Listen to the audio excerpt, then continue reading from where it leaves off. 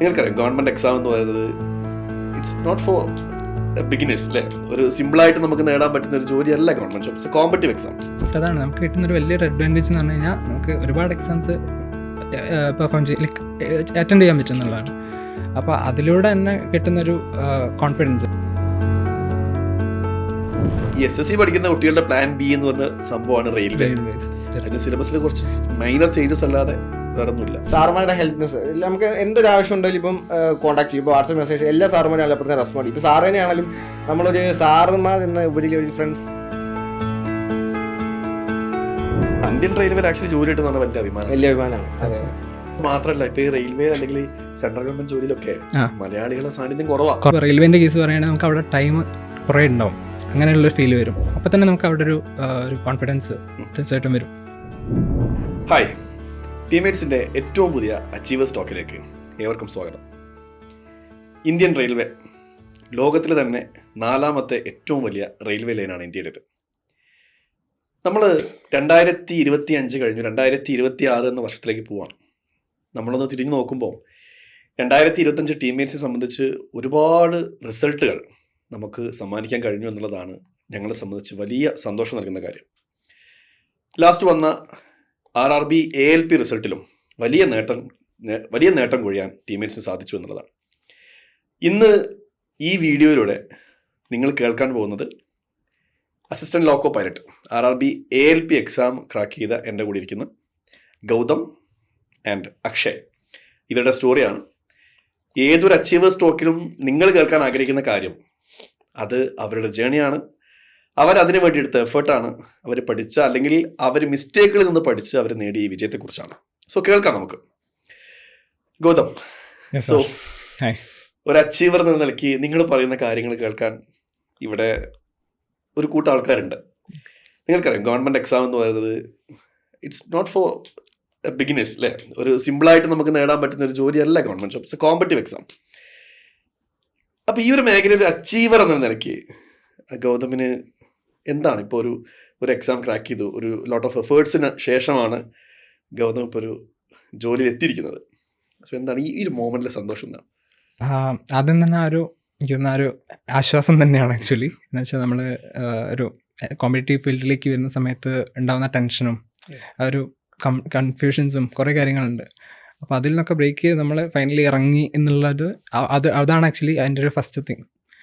പിന്നെ അത് കഴിഞ്ഞിട്ട് നമുക്ക് ഫൈനലി ഓക്കെ ഞാൻ ആക്ച്വലി SSC CGL എക്സാമിന് വേണ്ടിയിട്ട് പ്രിപ്പറേഷനാണ് ടീമേറ്റ്സിൽ എത്തിയിട്ടുണ്ടായിരുന്നത്.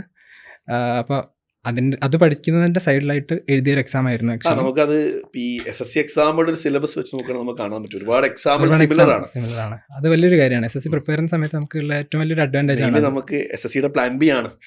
അപ്പം ഈ UPSC കഴിഞ്ഞാൽ നമുക്ക് SSC എന്ന് പറയുന്നത് മിനി സിവിൽ സർവീസ് ആണ്. ഈ SSC പഠിക്കുന്ന കുട്ടികളുടെ പ്ലാൻ ബി എന്ന് പറഞ്ഞ സംഭവമാണ് റെയിൽവേ.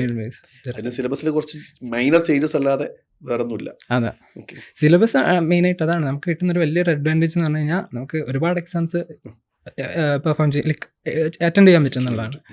അപ്പോൾ അതിലൂടെ തന്നെ കിട്ടുന്നൊരു കോൺഫിഡൻസ്. കാരണം SSC പ്രിപ്പയർ ചെയ്യുന്നതിനെ സംബന്ധിച്ച് നമ്മളിപ്പോൾ ഓൾമോസ്റ്റ് എല്ലാവരും തന്നെ QA റീസണിങ് ഏകദേശം സ്ട്രോങ് ആയിട്ടുണ്ടാവും. അപ്പോൾ ആ ടൈമിംഗ് എന്ന് പറഞ്ഞു കഴിഞ്ഞാൽ നമ്മൾ അറിയാം 1 hour. ഇപ്പോൾ പ്രിലിംസിൻ്റെ കേസിൽ പറയുകയാണെങ്കിൽ 1 hourൽ 100 questions ആണ് നമ്മൾ ചെയ്യുന്നത്.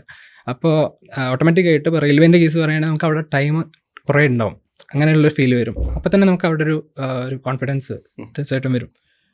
ഒരു SSC ആസ്പിറന്റ് ആയിട്ട് ജേർണി സ്റ്റാർട്ട് ചെയ്യുന്നു.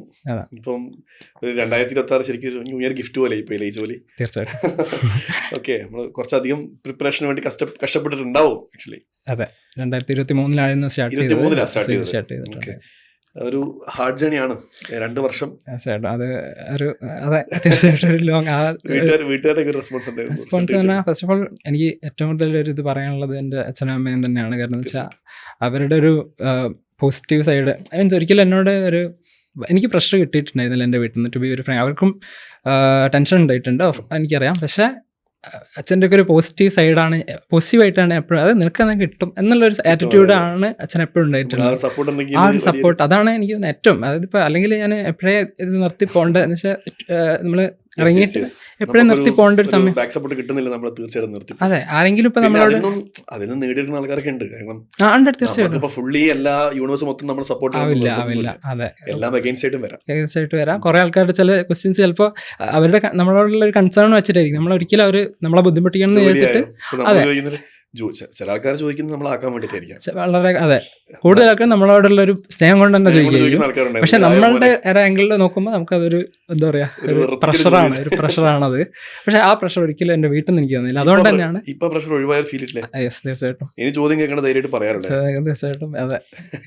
അപ്പൊ ഈ ഒരു SSCയുടെ സിലബസ് തന്നെയാണ് ആക്ച്വലി ഇപ്പം ഞാൻ പറഞ്ഞില്ലേ, SSC ഇപ്പം ഗൗതം പറഞ്ഞ പോലെ QA, റീസണിങ്, ഇംഗ്ലീഷ്. ഇപ്പൊ ഒരു SSC ആസ്പിരന്റ് ആയിട്ട് ജേർണി സ്റ്റാർട്ട് ചെയ്തു. സോ ആ വഴിക്ക് നമുക്ക് കിട്ടിയൊരു ബോണസ്, ഒരു റെസ്റ്റിംഗ് പോയിന്റ് ആണ് ആക്ച്വലി അല്ലേ ഈ LP റിസൾട്ട്. അപ്പം ഇനി മുന്നോട്ടും ഗൗതം പ്ലാൻ ചെയ്യുന്നുണ്ടാവും. തീർച്ചയായിട്ടും. ഇനിയിപ്പോ അങ്ങനെ ജോലി ഇപ്പം ഗൗതം ഇപ്പൊ ഇതില് പിന്നെ പ്രിപ്പയർ ചെയ്തോണ്ടിരിക്കുന്ന സമയത്ത് വേറൊരു എക്സാം എഴുതി CGL അല്ലെങ്കിൽ പിന്നെ വേറൊരു ജോലി SSCയുടെ കീഴിൽ കിട്ടുകയാണെങ്കിൽ ഗൗതം എന്താ ചെയ്യാ? തീർച്ചയായിട്ടും ഹാപ്പി ആയിരിക്കും. അതിനുവേണ്ടി പ്രിപ്പയർ ചെയ്യാം. പ്രിപ്പറേഷൻ എന്ന് പറഞ്ഞു കഴിഞ്ഞാൽ അങ്ങനെ ആവരുതെന്ന് എന്റെ ആഗ്രഹം, ആവരുതെന്നാണ് എന്റെ ആഗ്രഹം. അതാരോ പറഞ്ഞിട്ടുണ്ടല്ലോ അല്ലേ, നമ്മള് പിന്നെ ഫസ്റ്റ് വിജയത്തിൽ നിർത്തിയാല് അതെല്ലാരും വിചാരിക്കും ലക്കാണെന്ന്. ആരാ പറഞ്ഞത്? അബ്ദുൽ കലാം. ഓക്കെ, സോ അക്ഷയ്ക്ക് എന്തൊക്കെയാ പറയാനുള്ളത് ഈ മൊമെന്റില്? സന്തോഷമുണ്ട്, വളരെ സന്തോഷമുണ്ട്. ഇപ്പോൾ ഗൗതം പറഞ്ഞ തന്നെ വീട്ടിൽ നല്ല സപ്പോർട്ടുണ്ട്. എൻ്റെ അച്ഛൻ ഒരു റിട്ടയർഡ് SI ആണ്, അമ്മ അതുപോലെ തന്നെ ഒരു ഹയർ സെക്കൻഡറി സ്കൂൾ ടീച്ചറാണ്. രണ്ടുപേരും ഗവൺമെന്റ് ഫാമിലിയാണ്. അതെ, ഒറ്റ മോനാണ്. അപ്പം എനിക്കൊരു നാട്ടിലൊരു ജോബ് അത്യാവശ്യമാണ്. എന്ന് വെച്ചാൽ ആവശ്യത്തെ കഴിഞ്ഞ് കൂടുതൽ അത്യാവശ്യം എന്ന് വേണം പറയാം. കാര്യം അവരുടെ കൂടെ നിൽക്കണം, അവരുടെ സ്പെൻഡ് ചെയ്യണം, നാട്ടിൽ ഉള്ള പരിപാടികളൊക്കെ കൂടണം, അതെൻ്റെ ഒരു ആഗ്രഹമായിരുന്നു. അപ്പോഴത്തേക്കും നമ്മൾ മാക്സിമം നാട്ടിൽ നല്ല ജോലി, അതാണ് ആഗ്രഹം. അതുകൊണ്ട് തന്നെ വീട്ടിൽ നല്ല സപ്പോർട്ടുണ്ട്. അച്ഛനും അമ്മയും അവർ എനിക്ക് പ്രഷർ തന്നിട്ടില്ല. അതുപോലെ തന്നെ അച്ഛൻ്റെ റിലേറ്റീവ്സ് ആണെങ്കിലും അമ്മയുടെ റിലേറ്റീവ്സ് ആണെങ്കിലും കുറച്ച് ഗവൺമെന്റ് ഓഫീസേഴ്സ് ഉണ്ട്. അപ്പം അവർക്ക് അറിയാം എൻ്റെ ടഫ്നെസ് അറിയാം. അതുപോലെ തന്നെ അവർ നല്ല സപ്പോർട്ടീവ് ആയിരുന്നു. അവർ ഇങ്ങനെ ചെയ്താൽ മതി, നിനക്ക് കിട്ടും, നീ ട്രൈ ചെയ്യ്, നീ അങ്ങ് പോ, നിന്റെ താല്പര്യം അനുസരിച്ച് അങ്ങ് പോകും. സാറ് പറഞ്ഞ പോലെ തന്നെ SSC നമുക്ക് പഠിക്കുമ്പോഴത്തേക്കുള്ള മെയിൻ അഡ്വാൻറ്റേജ് ഇതുപോലത്തെ ഉള്ള ഒരുപാട് ബോണസ് എക്സാംസ് ഞാൻ പറഞ്ഞല്ലോ. ഇപ്പൊ റെയിൽവേ മാത്രമല്ല, അതെ നമുക്കിപ്പം IB ഉണ്ട്, പിന്നെ അതുപോലെ ISRO ഉണ്ട്, FCI food corporation of India, IB Jio അതില് കിട്ടിയായിരുന്നു. പക്ഷെ അത് ഇന്റർവ്യൂ ക്ലിയർ ആയില്ല. IBക്ക് എല്ലാത്തിനും ഇന്റർവ്യൂ ഉണ്ട്. അവിടെ ഡിസ്ക്രിപ്റ്റീവ് അല്ലേ? ഡിസ്ക്രിപ്റ്റീവ് ആണ്. അപ്പം അതിന്റെ ബട്ട് നമുക്ക് ക്രാക്ക് ചെയ്യാൻ പറ്റും. നമ്മള് ഹാർഡ് വർക്ക് ചെയ്യുവാണെങ്കിൽ കിട്ടും. പിന്നെ സാറ് പറഞ്ഞ പോലെ തന്നെ ഇതിൽ തന്നെ നിൽക്കാതെ കുറച്ചുകൂടെ better, that is always A bigger fish എന്നാണല്ലോ പറയുന്നത്. അപ്പൊ നമ്മൾ ഇതിൽ നിൽക്കാതെ കുറച്ചുകൂടെ ഇന്ത്യൻ റെയിൽവേ നിങ്ങളിപ്പം എല്ലാരും പിന്നെ അത്ഭുതപ്പെടുന്ന ഒരു പരിപാടിയാണ്. ഇത് എങ്ങനെ ഓടുന്നത് അല്ലേ? അതെ, നമ്മൾ ആലോചിക്കും ഇത് ശരിക്കും ആ ഒരു ജോബല്ലേ ഇപ്പൊ കിട്ടിയത്. ശരിക്കും ക്യാപ്റ്റൻ റോളാണ്. അതെ, ട്രെയിൻ ഓടിക്കുക എന്ന് പറയുമ്പോഴത്തേക്കും ചില്ലറ കാര്യമല്ല അത്. അതിന്റെ നല്ല ഡിഫിക്കൽട്ടാണ്, നല്ല കോൺസെൻട്രേഷനും നല്ല പ്രഷറും നല്ല ക്ഷമയും എല്ലാം വേണ്ട. അതുകൊണ്ട് നല്ല സന്തോഷമുണ്ട്. ട്രെയിനിങ് സ്റ്റാർട്ട് ചെയ്യപ്പോഴാ അത് ലിസ്റ്റ് വന്നോളൂ. ലൈക്ക് ബാംഗ്ലൂർ എനിക്ക് തോന്നുന്നു ഗൗതമും ഫസ്റ്റ് പാനലിൽ വന്നോളൂ. അവിടെ GDCയുടെ ട്രെയിനിങ് നടക്കുമെന്നാണ് അറിഞ്ഞത്. അപ്പം ട്രെയിനിങ് സെന്റേഴ്സ് ഒക്കെ ഫിൽഡ് ആണ്. ഞങ്ങളുടെ DV മെഡിക്കലൊക്കെ കഴിഞ്ഞു. ഇനിയിപ്പം ഒരു 120 days ട്രെയിനിങ് ഉണ്ടാവും മാത്രമാണ് കേട്ടത്. അപ്പം ഇനിയിപ്പോൾ അതിനുവേണ്ടി വെയിറ്റിംഗ് ആണ്. അപ്പം അതിനുള്ള സമയത്ത് പ്രിപ്പയർ ചെയ്യാം. ഞാൻ പിന്നെ ലൈബ്രറി ഇവിടെ വന്നാണ്. അപ്പം ലൈബ്രറി പഠിക്കുക, നിർത്തിയിട്ടില്ല, ഇനി തുടങ്ങുവാണ്. വേറെ ഇതിപ്പോ ഞാൻ നേരത്തെ ഗൗതമിനോട് പറഞ്ഞ പോലെ നമ്മളിപ്പം ഒരാൾ ചോദിക്കുമ്പോ മോനെ ജോലി എന്തായോ, നിങ്ങൾ അറിഞ്ഞില്ലേ എനിക്ക് ഇന്ത്യൻ റെയിൽവേയിൽ ജോലി കിട്ടി കഴിഞ്ഞ് ബാക്കി ഒരായിക്കോളൂ. പക്ഷെ എന്നാലും അവർ ചോദിക്കും എത്ര അതാ കിട്ടിയുള്ളൂ, അവിടെ ആയുള്ളൂ, ഇതിനൊക്കെ കിട്ടിയിട്ടുള്ളൂ. അവിടെ എന്താ ജോലി? ട്രെയിൻ അങ്ങനെ ചോദ്യമൊക്കെ വരുമോ? അങ്ങനെ ചോദിക്കുന്നതിനെ കാണും. ഇന്ത്യൻ റെയിൽവേയിൽ ആക്ച്വലി ജോലി കിട്ടുന്ന വലിയ അഭിമാനമാണ്. ആലോചിച്ചു ഇപ്പം കണക്കുകൾ പ്രകാരം ഒരു ഡെയിലി 2 കോടിന്റെ മേലെ ആൾക്കാർ ട്രാവൽ ചെയ്യുന്നുണ്ട് ഇന്ത്യൻ റെയിൽവേ. ലോകത്തിലെ ഏറ്റവും വലിയ 4ാമത്തെ റെയിൽവേ. അപ്പൊ USA, റഷ്യ, ചൈന, ഇതിനു ശേഷം വരുന്നത് ഇന്ത്യയാണ്. 1853 എങ്ങാണ്ട് വന്നിട്ടുണ്ട് ഇന്ത്യൻ റെയിൽവേ. അപ്പം വലിയ പഴക്കമുള്ള റെയിൽവേ ലൈനാണ്. ഐ മീൻ അതിൽ ജോലി ചെയ്യാന്ന് പറഞ്ഞാൽ ഭയങ്കര ഒരു അഭിമാനം തന്നെയാണ്. പിന്നല്ല, അത് ഡൗട്ടുള്ള കാര്യമൊന്നുമല്ല. ഇപ്പൊ അതിൽ തന്നെ പിന്നെ ഇനി മുന്നോട്ട് അക്ഷയ് മുന്നോട്ട് കാണുന്നുണ്ട് വേറെ ജോലി? കാണുന്നുണ്ട്. ഇപ്പം ഞാൻ ബിടെക്കാണ്, ബിടെക് ഇലക്ട്രോണിക്സ് ഈസി ആയിരുന്നു. അപ്പോൾ അവിടെ തന്നെ നമുക്ക് ചെയ്യോ അല്ലെങ്കിൽ കുറച്ചുകൂടെ നല്ല പോസ്റ്റുകളോ നമുക്ക് അക്യൂർ ചെയ്യാൻ പറ്റും. ജോലികൾ ഉണ്ട്. SSC നമുക്ക് എനിക്കൊരു ഇൻസ്പെക്ടർ പോസ്റ്റ് ഭയങ്കര ഇഷ്ടമാണ്. കാര്യം നമ്മുടെ അച്ഛൻ സബ് ഇൻസ്പെക്ടർ ആയിരുന്നു. അപ്പോൾ ഒരു യൂണിഫോം പോസ്റ്റ് ആണോ? യൂണിഫോം നമ്മളെ ഇൻകം ടാക്സ് അല്ലെങ്കിൽ കസ്റ്റംസ് അത്ര ഒരു പോസ്റ്റ് ഒരു ആഗ്രഹമാണ്, ഭയങ്കര ആഗ്രഹമാണ്. അതുപോലെ തന്നെ HEC ഒരു പോസ്റ്റ് എനിക്ക് ഇഷ്ടമാണ്, എയർ ട്രാഫിക് കൺട്രോളർ ഇലക്ട്രോണിക്സ് ആയതുകൊണ്ട്. മെയിനായിട്ട് SSCയിൽ കിട്ടിയാൽ ഭയങ്കര സന്തോഷമായിരിക്കും. ഇത് നമുക്കൊരു ബോണസ് താല്പര്യം കുറവെന്നല്ല അതിനർത്ഥം, എനിക്ക് ഇത് ഇഷ്ടമാണ്. ബട്ട് നമുക്ക് ടാർഗറ്റ് സെറ്റ് ചെയ്യുമ്പോഴത്തേക്കും കുറച്ചുകൂടെ ഒരു കസ്റ്റംസ് ഇൻസ്പെക്ടർ അല്ലെങ്കിൽ ഒരു സ്റ്റാർ ഉള്ള ഒരു ഇവിടെ തോളത്ത് സ്റ്റാർ വരുമ്പോഴത്തേക്കും പവർ വേറെ ആണല്ലോ. പവർ വേറെ തന്നെ. കഴിഞ്ഞ വട്ടം നമ്മളെ ഒരു അച്ചീവർ എന്ന് ക്ലാസ്സിൽ പ്രസംഗിച്ചതേ, എൻ്റെ ഒരു സീനിയർ ഇവിടുത്തെ അച്ചീവർ ആണ്, എൻ്റെ കോളേജ് പഠിച്ചത്.